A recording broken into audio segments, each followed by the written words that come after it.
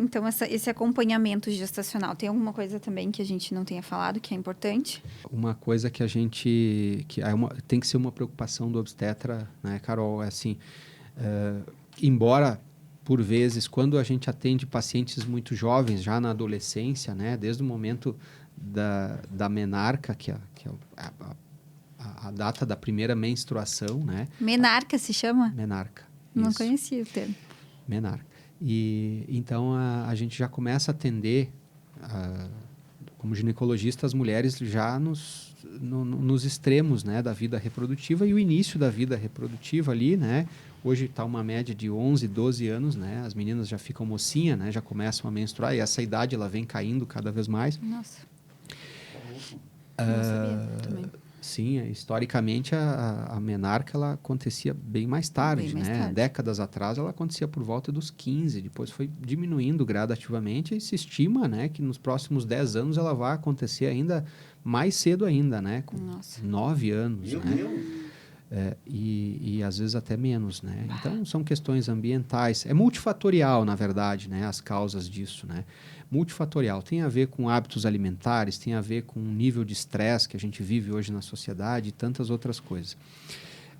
Mas a preocupação nossa, enquanto ginecologista, já é pensar na fertilidade dessa mulher já desde o início. Embora na cabecinha dela, ela nem passe pela cabeça dela questões de fertilidade, o ginecologista... Tem algumas que sim.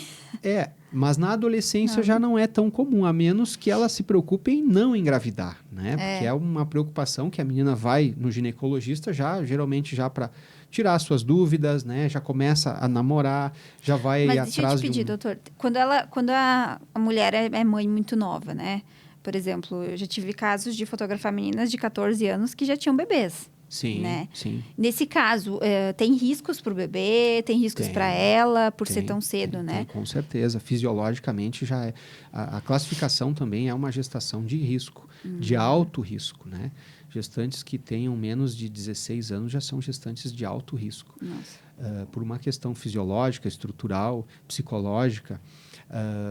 Mas do ponto de vista reprodutivo, então, a gente já começa a ter uma atenção especial, principalmente com relação à fertilidade dessas meninas desde muito cedo, né? O ginecologista, quando a gente faz uma entrevista já numa primeira consulta ou quando a gente atende uma adolescente, a gente já começa a avaliar desde a primeira entrevista, alguns sinais que podem ser riscos que comprometam a fertilidade dessa mulher lá na vida adulta jovem ou até em anos mais para frente. Nossa. Principalmente pelas características menstruais dessas pacientes. Toda menina que já começa com um padrão menstrual, geralmente os primeiros 2 anos da vida menstrual de qualquer menina, geralmente é meio bagunçado mesmo, né? Ela tem uma irregularidade que é fisiológica, que é natural.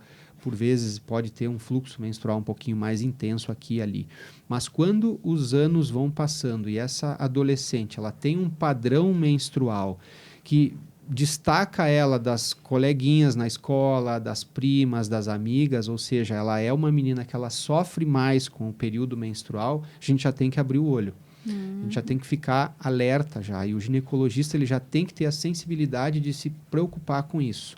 Porque não é o normal, né? Já foge à normalidade, ou seja, essa menina ela já tem que estar usando medicamento para dor, por vezes já compromete a ida na escola, atividades sociais no período menstrual, ela já tem cólicas fortes, e isso já chama atenção para doenças como a endometriose, que já tem que ser pensadas desde cedo. Nossa. Então, quanto mais precoce a gente já começar a fazer identificação desses pequenos sinais, a gente já começa a atuar, né? E eu já tive que entrar com anticoncepcional para menina de 12 anos, né? Com quadros de hemorragia, enfim. Nossa. Que inclusive isso é um certo preconceito, né? Às vezes a gente começa para uma paciente muito jovem um tratamento com anticoncepcional, porque afinal de contas isso é um tratamento, ele é um hormônio, né? E essa menina muito novinha, ela está tendo um distúrbio hormonal, então a gente corrige isso com o hormônio. Claro, tem que sempre deixar de lado a questão da sexualidade, porque o preconceito está aí, né? Já vê uma menina, nossa, mas é uma 12 anos e criança já ainda, tomando já tomando anticoncepcional. anticoncepcional. Então, isso, às vezes, é uma barreira que a gente tem que transpor, explicando e dizer, olha, ela está sofrendo muito, ela está se prejudicando do ponto de vista social, na escola e tudo mais, e já é algo que merece uma atenção. Então, precisa ser tratado desde cedo, né? E o ginecologista que já fica mais atento, ele já está pensando, né? Durante esse período da adolescência, ele já está tratando isso, por vezes bloqueando até essa menstruação, para fazer com que essa menina tenha uma vida social, tenha uma qualidade de vida compatível com a idade que ela tem agora. Mas quando a menstruação chega mais cedo, né? Quando esse período chega antes, também influencia na fertilidade no futuro? Não, Ou não? não necessariamente. Não, tipo, eu menstruei mais cedo, minha fertilidade vai diminuir mais cedo. Não. Não, isso é um mito também, É um mito. né? As pacientes seguido elas perguntam isso no consultório, né? Poxa, mas eu menstruei muito cedo, eu vou parar mais cedo? Não existe uma relação direta. Existem fatores genéticos, enfim, que podem influenciar depois, né? Mas as mulheres, elas começam com muitos sintomas muito cedo, né? Então, a gente tem que abrir o olho com relação a uma doença muito comum e prevalente, que é a endometriose. Porque ela começa a ter sintomas desde a adolescência, que destacam ela da maioria das outras meninas que ela tem, né, no seu convívio. E uma coisa que é a fisiologia normal da mulher, que eu gosto sempre de salientar isso, né, durante as consultas, a mulher que está no período de vida fértil dela, né, ela tem que obrigatoriamente menstruar todos os meses. Se ela não usa um anticoncepcional, por exemplo, ou um método, um implante que é para bloquear a menstruação, a fisiologia da mulher foi feita para ela menstruar todos os meses. Então, ela tem que passar pelo período ali fértil, no meio do mês. Isso vai acontecer ciclicamente todos os meses, que eu falei antes que a mulher são várias mulheres ao longo do mês, e isso é realmente assim mesmo que funciona, né? Então, ela vai ter o início do período dela, que é o primeiro dia em que ela menstrua, a gente começa a contar o dia 1, depois ela vai ter ali no meio do mês, aproximadamente ali 12º ao 14º dia, o período fértil. Ela vai passar pela fase pré-menstrual, que é uma fase que pode trazer sintomas de um modo geral, né? Às vezes alterações de humor, um pouquinho de cólica. E vai ter, novamente, a menstruação. Aí ela fecha um ciclo. Então, isso precisa necessariamente acontecer. Porque, às vezes, as pacientes elas chegam a consultar e às vezes elas acham, não, mas a minha menstruação é a cada 2 meses, cada 3. Eu sempre achei que isso fosse normal. Não é normal. Né? Fisiologicamente, se os hormônios estão todos em dia, ela tem que ciclar todos os meses, tem que menstruar. Claro que tem algumas mulheres que têm ciclos mais curtos, né? Que pode ser de 24, 25 dias, e algumas até 32, 34 dias são ciclos mais longos, mas geralmente é de 28, 30 dias. Mas isso precisa acontecer. Então, às vezes, tem paciente que se acostuma, né? É muito resiliente. Ela diz, não, mas eu menstruo 2 vezes por mês. Isso aí sempre foi assim comigo, sempre foi bagunçado. Então, com certeza, existe algum fator aí que não está legal. E precisa ser avaliado com calma, né? Precisa ser investigado e tratado.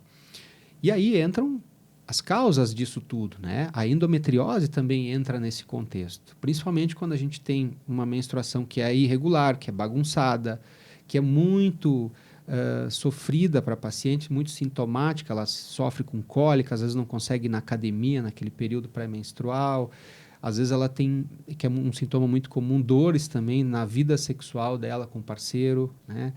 E eu sempre digo que a mulher é muito resiliente, de certa forma é uma qualidade, mas às vezes é um problema, porque a mulher ela vai acostumando com determinados sintomas e vai normalizando aquilo.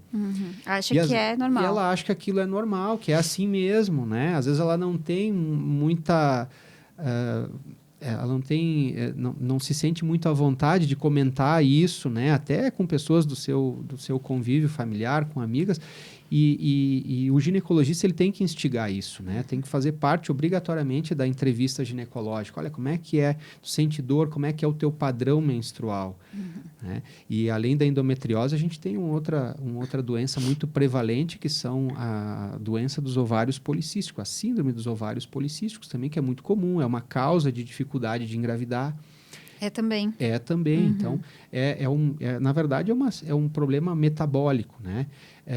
Que, dentre outras características, também faz com que a mulher não ovule todos os meses, né? Então, é como se ali, no período fértil, vários óvulozinhos ficassem disputando espaço uns com os outros, em vez de um ovular, né? Que seria ali o dia fértil. Eles brigam tanto uns com os outros que nenhum acaba saindo pela porta. Entendi. E aí aquela paciente ela não fecha o ciclo, então passa 2, passa 3, passa 4 meses e ela não ovula e, consequentemente, acaba não menstruando também.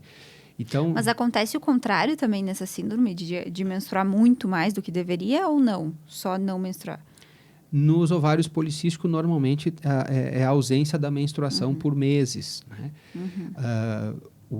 Já a endometriose, não. A característica da endometriose é ter uma menstruação que vem, por vezes, mais intensa ou mais de uma vez no mês e com muito sintoma, com muita cólica.